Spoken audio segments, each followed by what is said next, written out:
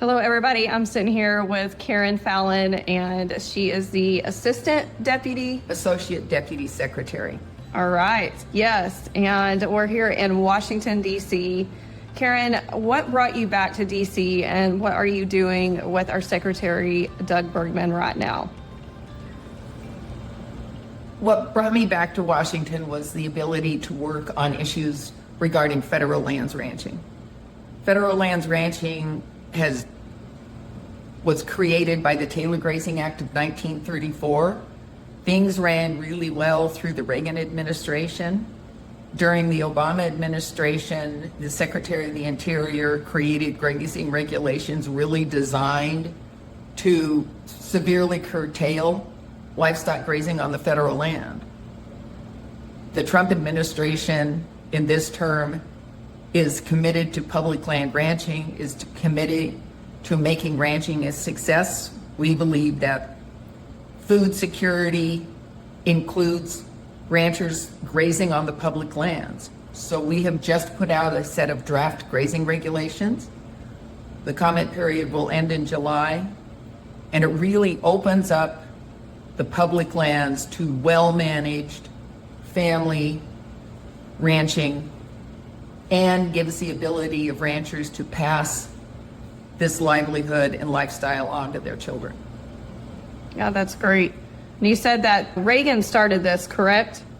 Well, Reagan's regulations were the ones that really put things in place for public land ranching. Reagan was the last Republican administration to work on it, including the Public Rangelands Improvement Act, which was passed by Congress.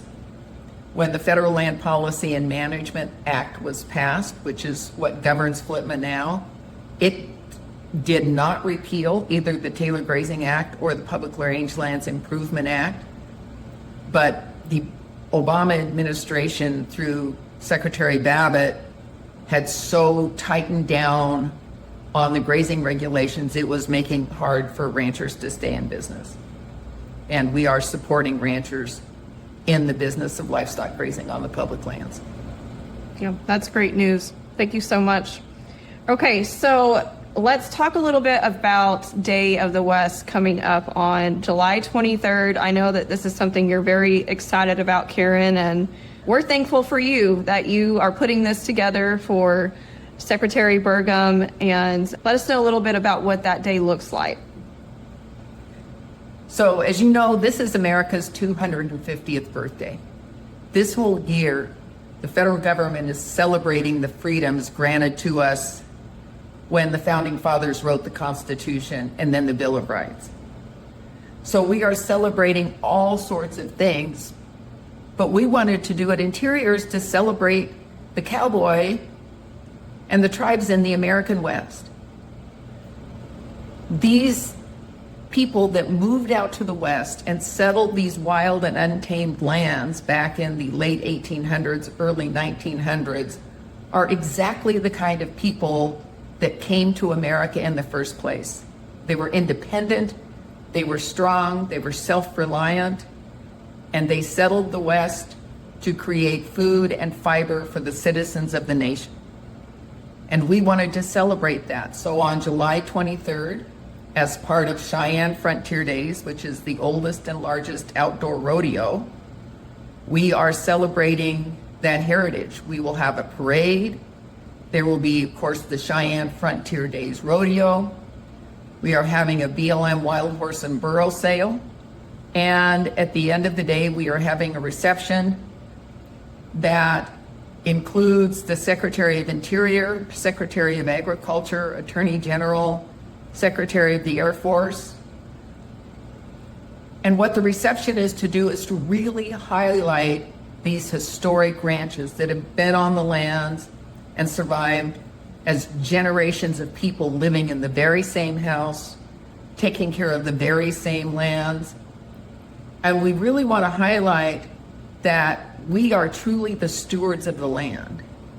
If we would have been as bad as environmentalists say, we would have put ourselves out of business generations and generations ago. It's really us taking care of the land. that makes the land good for wildlife species, for hunting, for recreation, and for all the other uses of the public lands. But it starts with the public land rancher, and we want to celebrate their heritage and their traditions and their good stewardship of the public lands.